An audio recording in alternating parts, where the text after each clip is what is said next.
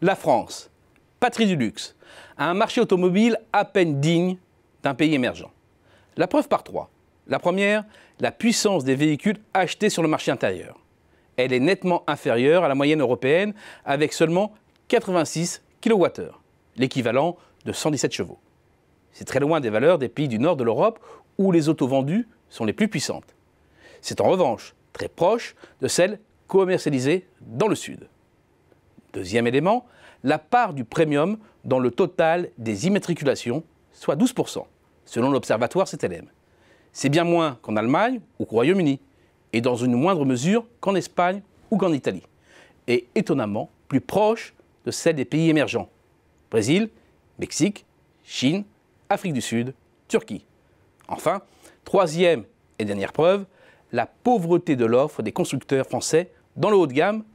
Selon les données du CCFA, aucun modèle pour le groupe PSA et seulement 3 pour le groupe Renault en 2017, contre 5 pour Volvo et 7 pour le groupe Tata, détenteur de Jaguar et de Land Rover. L'offre se densifie ensuite jusqu'aux principaux groupes allemands, BMW, Daimler avec Mercedes, pour finir avec Volkswagen qui en compte 14, avec des marques comme Porsche et Audi. Cette faiblesse du haut de gamme automobile en France est une double aberration, historique et économique. Historique car avant-guerre, les voitures françaises incarnaient le luxe et l'élégance, avec des marques comme Bugatti, Delage, Delahaye, Voisin, Hispano Suiza, Delaunay, Belleville. La liste n'est pas exhaustive. Quant à Renault, Peugeot ou Citroën, ils proposaient tous des modèles de prestige. Économique, car il existe un lien naturel entre le niveau de vie des habitants et la place du haut de gamme.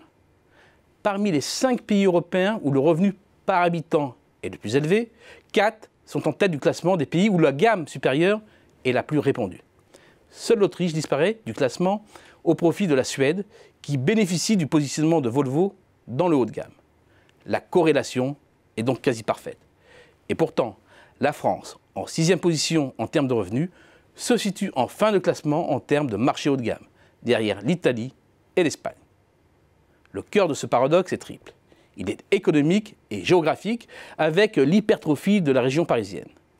Paris et la petite couronne concentrent une grande partie du pouvoir, des richesses et des hauts revenus, donc des acheteurs potentiels de grosses berlines. Or, le taux de motorisation des ménages à Paris n'est que de 36,1%. C'est le plus faible de France et l'un des plus faibles en Europe. Outre un maillage très dense du transport en commun, pour leurs déplacements quotidiens, les Parisiens et habitants de la petite couronne bénéficient de lignes de TGV pour rejoindre les grandes métropoles régionales. Le deuxième facteur est culturel.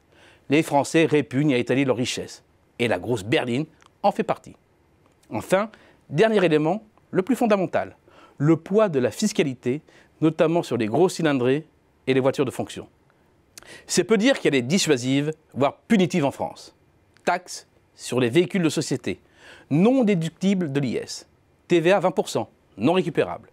Considérée comme un avantage en nature, la voiture de fonction est un élément de la rémunération, donc imposable. A contrario, en Allemagne, la voiture de fonction est un avantage très prisé, car peu taxé et même fiscalement avantageux par rapport aux hausses de salaire.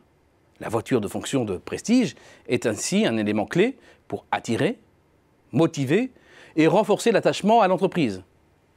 11% des actifs en bénéficient outre-Rhin. Des voitures de fonction qui peuvent représenter plus d'un tiers des immatriculations selon les années.